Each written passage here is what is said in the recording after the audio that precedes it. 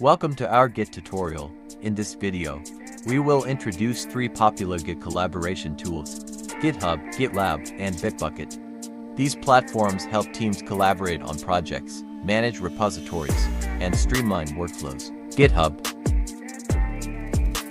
Let's explore GitHub, one of the most widely used Git platforms. GitHub is known for its user-friendly interface and extensive community. Key features include repository hosting, issue tracking, pull requests, and integration with various tools.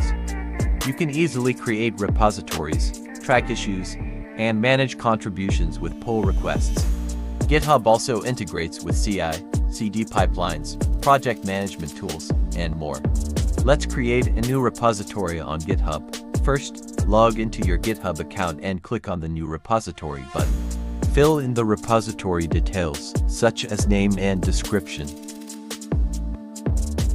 and click Create Repository. Your new repository is now ready for use. You can clone it to your local machine, add files, and push changes. Thank you for watching. In our next video, we'll cover advanced Git techniques and best practices. Stay tuned.